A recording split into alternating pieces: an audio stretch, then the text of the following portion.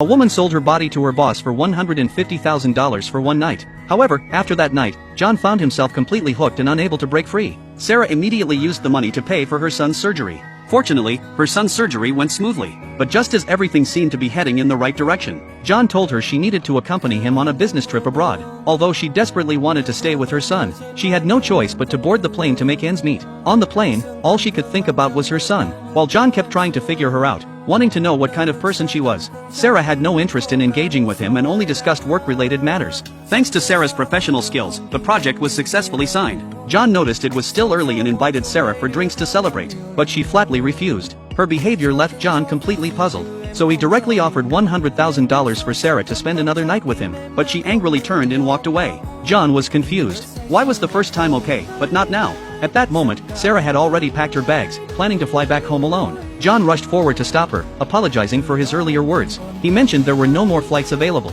He asked Sarah to stay and fly back together tomorrow. On the return flight, John couldn't help but ask, "Why did you agree the first time?" But Sarah remained tight-lipped. As soon as they landed, Sarah grabbed her luggage and rushed to the hospital. Her son was doing pretty well at that time. The doctor came over and said the surgery was very successful. The bone marrow showed no signs of rejection. Sarah was so happy she hugged her mother. As long as her son could recover, everything she did was worth it. Meanwhile, John sat in his office, picking up his phone wanting to call Sarah, but he didn't know what to say. A friend came over and mentioned a children's charity event, asking John to join. John immediately agreed, because whenever he had free time, he would think about Sarah. However, the event location happened to be at the hospital where Sarah was. At that moment, John and the group arrived at the hospital. The hospital director walked alongside them, explaining about leukemia. He shared a case study. Recently, a boy fell ill, but he was from a single-parent household. His mother simply couldn't afford the expensive surgery costs, but at the last moment, she came up with the life-saving $150,000, and that single mother was right there. John looked in that direction and saw the woman he'd been longing for.